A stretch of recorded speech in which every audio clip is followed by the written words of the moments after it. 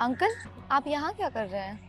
वो मैं अपने बेटे का इंतजार कर रहा था। अच्छा, वो आपका बेटा अनुपम ना? अभी उसकी सैलरी बढ़ी है वही 10-15 हज़ार। नहीं बेटा, अब तो बहुत अच्छा कमा रहा है।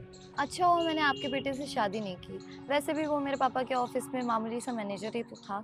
मैं शादी कैसे कर सकती थी उससे? अगर कर लेती ना तो मेरी बहुत बेइज्जती होती। भला कौन सी लड़की चाहेगी एक ऐसे लड़के से शादी करना जिसकी सैलरी सिर्फ 10-15 हज़ार हो? वो क्या ही खुशियाँ देगा जिंदगी में। कोई बात नहीं बेटा, सब वक्त वक्त की बात है।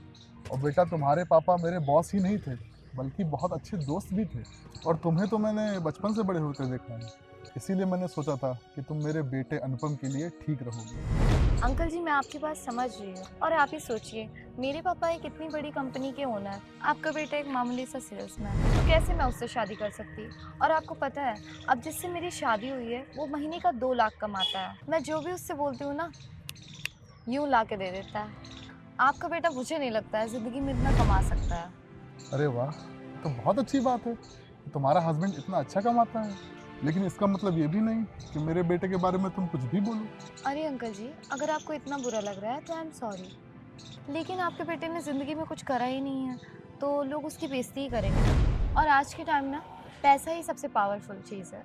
जिसके पास पैसा नहीं है ना, वो ज़िंदगी में कभी खुश नहीं रह सकता। पता नहीं बेटा, मुझे बहुत गलतफहमी हो गई थी कि तुम एक बहुत सुलझी हुई लड़की हो। और जितने संस्कारी तुम्हारे पापा हैं, मुझे लगा कि उन्होंने तुम्हें भी बहुत अच्छे संस्कार दिए होंगे। लेकिन मैं गलत था। लेकिन इतना गुरूर, इतना घमंड अच्छा नहीं है। वैसे बेटा, तुम्हारे हस्बैंड कौन सी कंपनी में काम करते हैं? शर्मा वेब सॉल्यूशन, नाम तो सुना ही होगा आपने। उस कंपनी में मैनेजर की पोस्ट पे है वो। अरे वाह, ये तो बहुत अच्छी कंपनी है। Very good. लेकिन तुम इस कंपनी के मालिक का नाम जानती हो? अब अंकल जी, मुझे क्या लेना देना उस कंपनी के मालिक का नाम जान के? मुझे नहीं पता। कोई बात नहीं बेटा, मैं बता देता हूँ। इस कंपनी के मालिक का नाम है मिस्टर अनुपम शर्मा, मेरा बेटा, जिसकी तुम अभी इतनी बेइज्जती कर रही थी। देखो बेटा, सब वक्त वक्त की बात है और ये वक्त बदलता रहता है। देखो बेटा, कल तक मैं आपके पापा के कंपनी में मैनेजर था, इसलिए आपने मेरे बेटे से शादी नहीं करी। और देखो बेटा, आपके पति आज मेरे बेटे के कंपनी में मैनेजर हैं। आई एम सॉरी अंकल, मुझे नहीं पता था आपके बेटे ने इतनी तरक्की कर ली है। मुझे ऐसा नहीं बोलना चाहिए था। अरे नहीं नहीं बेटा, मैं तुम्हें ये सब नीचा दिखाने के लिए नहीं बता रहा हूँ।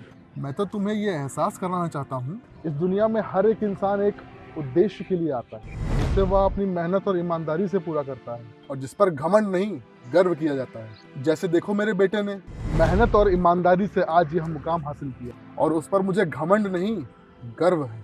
अरे पिताजी सॉरी, थोड़ा लेट हो गया था। चलें? अरे बेटा, मैं तो तुम्हारा इंतजार कर रहा था, तब तक ये पूजा बेटा आ गई। तुमने पहचाना नहीं? ये पूजा, मेरे बॉस की बेटी। ओह अच्छा, हाय। हाय। और देखो ना, कल तक मैं इनके पापा के कंपनी में मैनेजर था, और आज इनके पति आपके कंपनी में मैनेजर हैं। ये तो बहुत अच्छी बात है। तो चले पापा, वी आर गेटिंग लेट। अच्छा बेटा, तो चलते हैं, फिर मिलेंगे। खुश रहो।